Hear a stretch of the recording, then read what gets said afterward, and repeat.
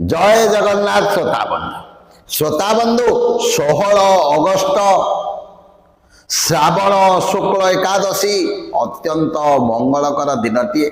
जदि यही दिन आमे शंकर भगवान शिवलिंग उपरे गोटे कनियर फूल 3टी त्रिशाखा बेलपत्र एवं 2 लोटा जल को अर्पण करदेबा चढ़ेदेबा ताहले देखिबे आपणक उपरे 33 कोटी देवादेवी आशीर्वाद प्राप्ति हब।